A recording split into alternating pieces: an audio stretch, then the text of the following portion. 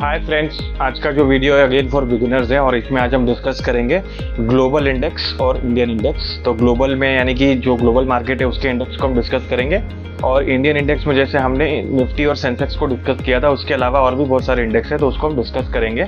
इस वीडियो को दो पार्ट में डिवाइड कर देंगे। फर्स्ट पार्ट में हम खाली इंडेक्स को डिस्कस करेंगे, global and Indian, and second part में हम उसका इम्पैक्ट कैसे होता है, किस स्टॉक्स पे होता है, किस सेक्टर पे होता है, उसको डिस्कस करेंगे। ठीक है, चलिए तो वीडियो को शुरू कर दें। और जो भी वीडियो को वॉच करा है, जिन्होंने सब्सक्राइब नहीं किया प्लीज़ चैनल को सब्सक्राइब कर ले, वीडियो को लाइक कर ले।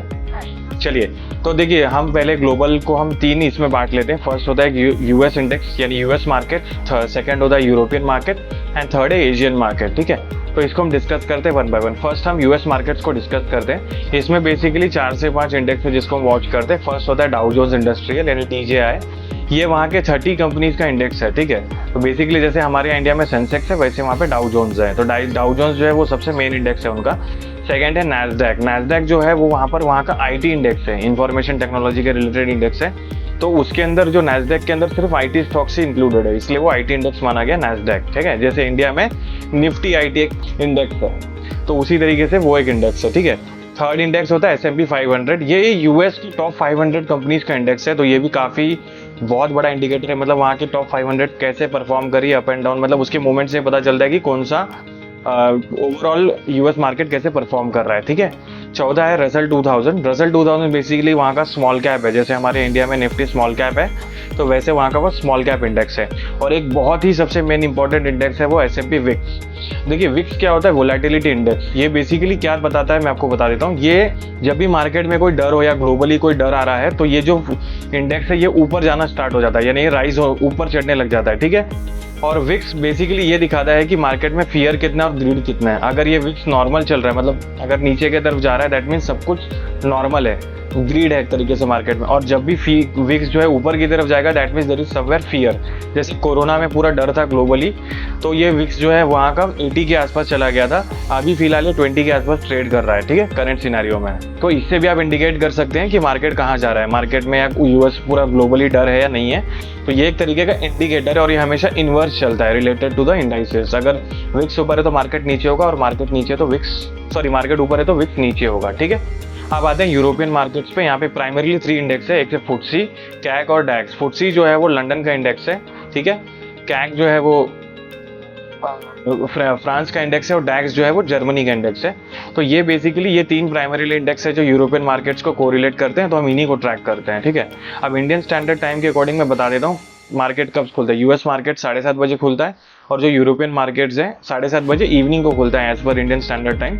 एंड जो यूरोपियन मार्केट्स है ये दोपहर को 12:30 बजे खुलते हैं एज पर इंडियन स्टैंडर्ड टाइम। ठीक है, अब आते हैं हम एशियन मार्केट्स पे। देखिए यहाँ पे जो सबसे पहला इंडेक्स है that is Nikkei 225, that is a Japanese index है, जापान को रिप्रेजेंट करता है। हांगकांग का जो इंडेक्स है उसको हैंगसेंग कहते हैं। शंघाई कंपोजिट यानी चाइना का इंडेक्स है। कॉस्पी जो है वो साउथ कोरिया का इंडेक्स है। ताइवान जो है वो ताइवान का इंडेक्स है। ठीक है, तो ये एशियन इंडेक्स है। ये बेसिकली हम एशिया को ट्रैक करने के लिए परफॉर्म करते हैं कि एशिया में किस तरह से क्या चल रहा है। तो आई होप ये क्लियर हो गया होगा। ये सारे ग्लोबल, मतलब हमने ग्लोबल इंडेक्स कवर कर लिए, यूएस, यूरोप एंड एशिया का। सो बेसिकली इसमें एक और इंडेक्स है जिसको हम ग्लोबली, जैसे हमारा अगले दिन मार्केट कैसे ओपन होगा या क्लोज होगा उसको ट्रैक करने के लिए हम गिफ्ट निफ्टी को ट्रैक करते हैं। ये मनी कंट्रोल हो गया, चाहे आपके वो कोई भी ब्रोकिंग एप्लीकेशन में आपको गिफ्ट निफ्टी नाम से एक इंडेक्स दिखेगा। तो इसका नाम गिफ्ट निफ्टी क्यों है मैं बता देता हूँ। ये फ्यूचर्स में मतलब आफ्टर मार्केट आवर्स ये ट्रेड होते रहता है। जैसे यूएस में समझिए, अगर यूएस में अगर मार्केट गिर रहा है तो गिफ्ट निफ्टी ये इंडिकेट करता है कि हमारा मार्केट कहाँ खुलेगा।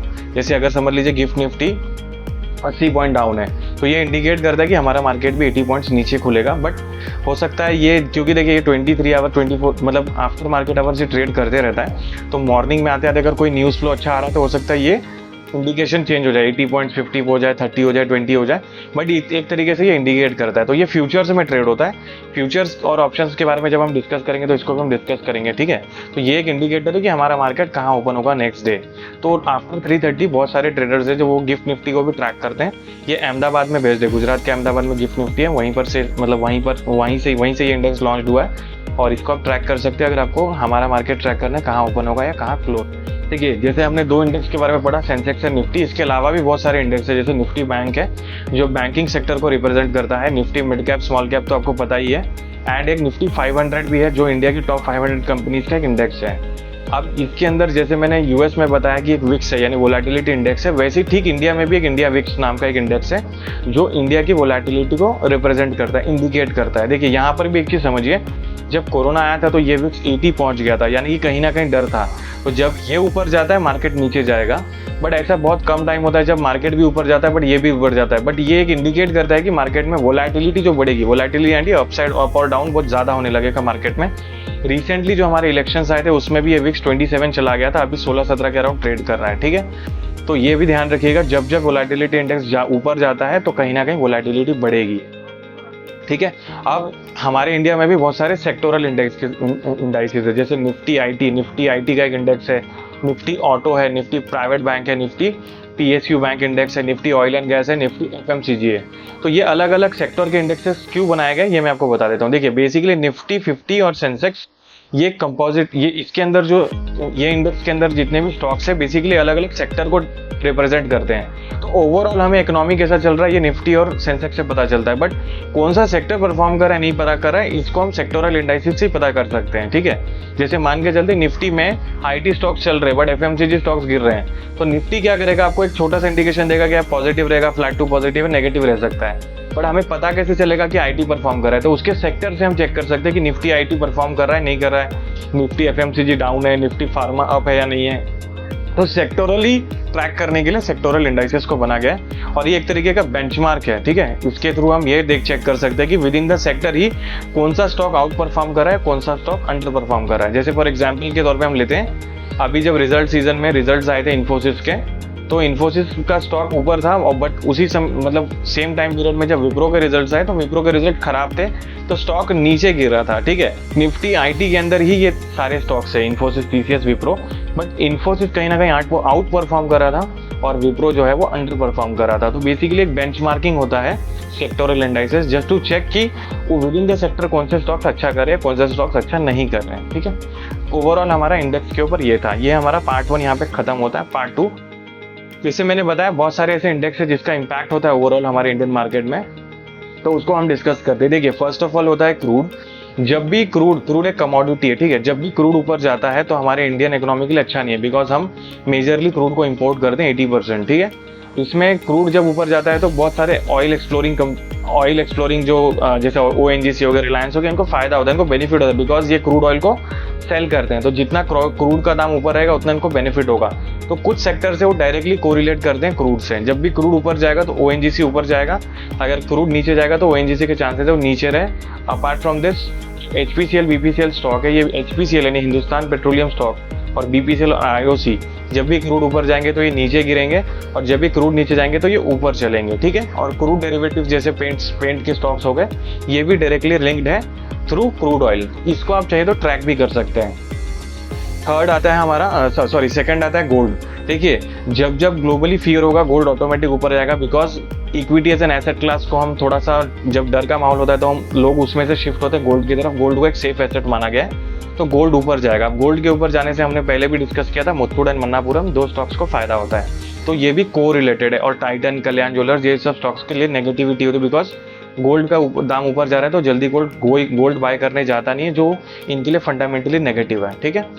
अब आते हैं हम कमोडिटीज के ऊपर। देखिए जब भी यूएस डॉलर है यानी यूएस का जो डॉलर है वो अगर मजबूत होता है, स्ट्रांग होता है, तो कमोडिटीज पे प्रेशर आता है। कमोडिटीज यानी मेटल स्टॉक्स के ऊपर, निकाई, एल्यूमिनियम, तो ये सारे स्टॉक्स जो है, कॉपर, ये सब है ना नीचे गिरते हैं, नेगेटिव शो करते हैं, उस दिन के लिए परफॉर्म करते हैं जब जब डॉलर इंडेक्स बढ़ता है। तो ये कोरिलेट करते हैं हमारे इंडिया में जो निफ्टी मेटल इंडेक्स यानी मेटल स्टॉक्स है, ये अपने आप यहाँ पे गिरने लगेंगे। और जब जब डॉलर जो है वो अगर वीक होता है तो मेटल स्टॉक्स चलने लगेंगे, यानी मेटल स्टॉक्स में एक रैली आएगी, ठीक है। तो ये भी एक कोरिलेशन है between the dollar index and metal stocks. एक चीज़ और बता देता हूँ, मेटल स्टॉक्स और एक परफॉर्म करती हैं जब शंघाई यानी चाइना बहुत अच्छा करता है, क्योंकि चाइना एक बहुत बड़ा मैन्युफैक्चरर है और बहुत बड़ा कमोडिटी यानी मेटल्स का कंज्यूमर है। तो जब जब चाइना की जीडीपी या चाइना इकोनॉमी के लिए अच्छा करता है तो ये मेटल्स के लिए पॉजिटिव है, ठीक है। तो इस तरीके से कोरिलेशन है। अब आते हैं हम यूएस के बॉन्ड यील्ड्स पे। देखिए जब जब बॉन्ड यील्ड्स वहाँ पे बढ़ती हैं तो कुछ यूएस की कंपनीज के लिए नेगेटिव होता है और वो को रिलेट करता है हमारे इंडियन कंपनी से भी। जैसे फॉर एग्जांपल हमारी इंडियन कंपनी जो आईटी कंपनीज है वो यूएस में सर्विस देती है, बीएफएसआई सेगमेंट को, बैंकिंग फाइनेंशियल सर्विस सेक्टर्स को, इंश्योरेंस सेक्टर को तो वहाँ पर होता क्या, जब भी यूएस बॉन्ड यील्ड्स बढ़ती हैं तो वहाँ पर कॉस्ट ऑफ बोरोइंग हाई हो जाता है, जो कंपनी के अर्निंग्स पे इम्पैक्ट करता है ओवरऑल, और इससे हमारे आईटी सेक्टर के लिए भी नेगेटिविटी आती है। तो आप जब भी देखेंगे जब यूएस बॉन्ड यील्ड्स गिरेंगे, हमारे आईटी सेक्टर जो है वो आउट परफॉर्म करता है, बॉन्ड यील्ड्स अगर चढ़ते हैं तो आईटी सेक्टर अंडर परफॉर्म करता है। ठीक है, तो ये कुछ कोरिलेशंस है जो मैंने बताए हैं। अब इसमें एक और एक इंडेक्स होता है एडीआर, यानी अमेरिकन डिपॉजिटरी रिजर्व। ठीक है, कुछ हमारे इंडियन स्टॉक्स है जो अमेरिका में लिस्टेड है, तो उसको हम ट्रैक कर सकते हैं थ्रू एडीआर।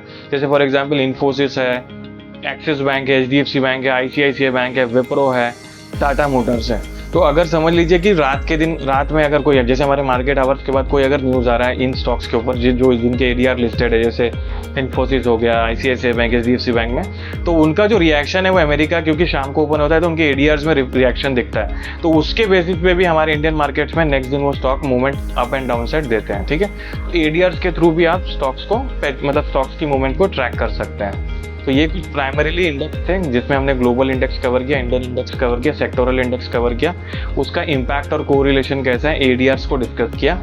ठीक है, तो आई थिंक अगर ये वीडियो आपको अच्छा लगा होगा तो प्लीज़ लाइक करिए इस वीडियो को, सब्सक्राइब करिए चैनल को फॉर मोर सच वीडियोस। अब नेक्स्ट पार्ट में हम दूसरी सीरीज स्टार्ट करेंगे जो है फ्यूचर एंड ऑप्शन से रिलेटेड। बेसिकली हमारा जो बिगिनर का सीरीज़ है जहाँ पर हमने स्टॉक मार्केट का रिलेटेड डिस्कस किया वो यहीं पर एंड होता है। तो हम अभी नेक्स्ट सीरीज में स्टार्ट करेंगे future and options. Till then stay tuned to this channel and thank you very much, take care, bye bye.